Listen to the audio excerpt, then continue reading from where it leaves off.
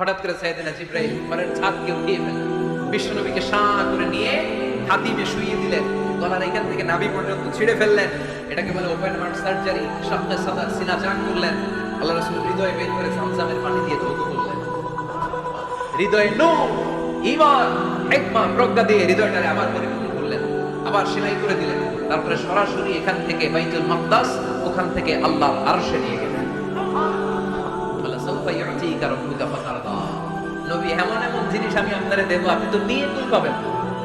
যখনই আপনার মন খারাপ, তখনই আমার দেয়া নেয়ামত আপনার জন্য আছে না নেই? মেরাজে চলে গেলেন, রবের সাথে সাক্ষাৎ করে দুনিয়ায় আসলেন। আসার পরে মক্কার লোকেরা আবার বিশ্বনবীকে হত্যার ষড়যন্ত্র শুরু করে দিল। বিশ্বনবী ডানে যাওয়ার জায়গা পায় না, বায়ে যাওয়ার জায়গা পায় না, সামনেও যেতে পারে না, পেছনেও যেতে পারে না। আল্লাহ বললেন, নবী, এই এলাকায় আর থাকার দরকার নাই, আপনি মদিনায় চলে যান। তওবা তয়বা, মদিনাতুন নবী, পবিত্র শহর, যে শহরের মাটিতে বর্গ, যে শহরের বালুতে বর্গ। চিল্লায় পড়েন সুবহানাল্লাহ। বিশ্বনবী আল্লাহ তাআলার আদেশে এই কষ্টকর পরিস্থিতি থেকে উত্তরণের জন্য মক্কা থেকে মদিনায় গেলেন। মদিনায় যাওয়ার সাথে সাথে লোকজন গাইতে শুরু করলো, তালাআল বাদরু আলাইনা মিন সানিয়াতিল ওয়াদা ওয়াজাবা শুকরু আলাইনা মাদাআ লিল্লাহিনা আইয়ুহাল মাব'উথু ফীনা من أمر المطاع جئت شرفت المدينة مرحبا يا خير ذا সবাই পড়েন طلع البدر علينا من ثنيات الوداع وجب الشكر علينا ما دعا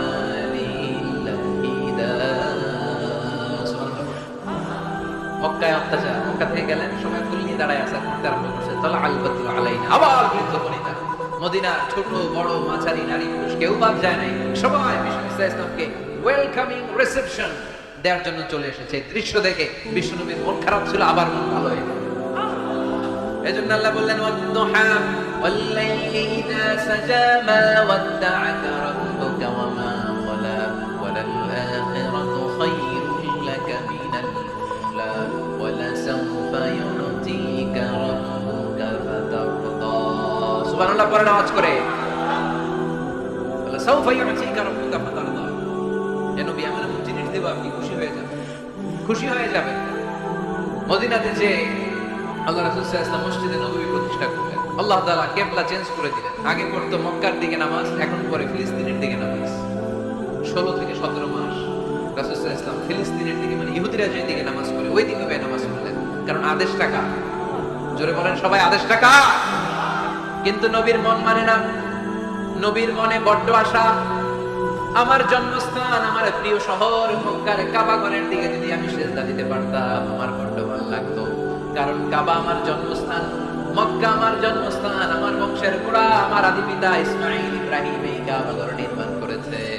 তাই প্রত্যেকটা নামাজের পরে বিশ্বনবী আকাশের দিকে তাকায়, মনে মনে ভাবে কাবা যদি চেঞ্জ হয়ে যেত, কিবলা যদি আল্লাহ পরিবর্তন করে দিত, কতই না ভালো হতো। নামাজ শেষে বিশ্বনবী দুঃখ নিয়ে উপরে তাকায়, আল্লাহ তো আর দেখে না, তাই না? দেখে আল্লাহ বলে, قد نرى تقلب وجهك في السماء। ও নবী, আপনি যে আকাশের দিকে তাকিয়ে মন খারাপ করে মনে মনে বিড়বিড় করে কি কি বলেন, সব আমি জানি, সব আমি দেখি। ফাওয়াল্লি ওয়াজহাকা শাতরাল মাসজিদিল হারাম। আর দেরি নয়, আর কাল বিলম্ব নয়, যেখানে ফিরে আপনার সিজদা দিতে মনে চায়, আজ থেকে আপনার কিবলা আমি মুহূর্তেই পরিবর্তন করে দিলাম গো নবী। নবীর যেটা মন চাইতেছে আল্লাহ ওইটাই দিবেন। সুবহানাল্লাহ পড়ে। এজন্যই বলেছেন, খালিল মানে এমন বন্ধু যে বন্ধু আল্লাহরে খুশি করার জন্য কাজ করে, আর হাবিব মানে এমন বন্ধু যেই বন্ধুরে খুশি করার জন্য আল্লাহ নিজেই কাজ করে। সুবহানাল্লাহ।